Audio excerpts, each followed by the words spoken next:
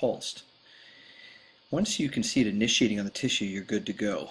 You've initiated this tip just in the last millimeter or two, and also on the sides, and you're dragging it short brush strokes. You can see the angulation of the tip is a 90-degree 10-millimeter tip, and it's angled towards the tooth. Now I want to show this in a little bit greater detail. Here it is in slow motion, and you can see there is some debris building up on the tip.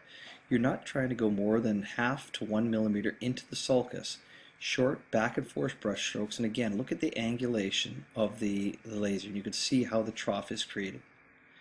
You see a little bit lower magnification here. Now we're back to regular full speed.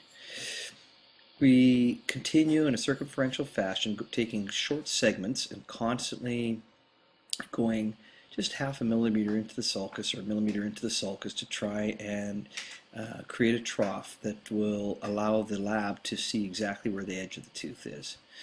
You should not see a lot of charring. You might see little remnants of charring, a little debris on the tooth, but you shouldn't see an awful lot there.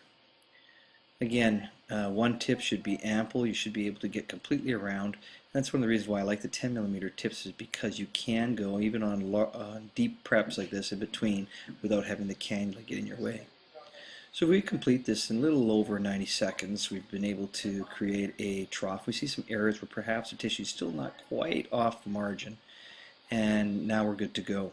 What I like to do is to use hydrogen peroxide on these margins to try and remove any of the tissue that's been created with a lateral thermal damage. And you can see this white tissue tags or brown tissue tags, and the hydrogen peroxide in an ultra-dense syringe, when it's scrubbed gently on, and then you can use a wet cotton pellet as well to just brush away from the margin and get the loose tissue tags off.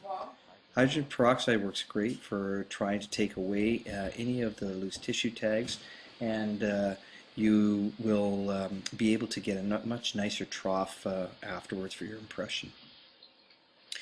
Some people prefer just to use a wet cotton pellet. You can try that too. Some people like to use hydrogen peroxide on a micro brush. That's another option that you can try. All these systems work to try and distend the trough a little bit, and if necessary you can use Expasil or something like Traxident to control it. See, not a lot of bleeding here. Nice tissue management, and you're ready for your impression. Here we are now with a photo of the tooth just before impression is done. It's dried. There's the tooth after bonding. A labial view to show you the interocclusal clearance. And now the impression at low mag and at high magnification to show how clearly viewable the margin is. There's your provisional. And I want to close by saying thank you to Jason, to the awesome team at AMD for their great products, for my dental team for putting up with me, and keep lasing. It's amazing.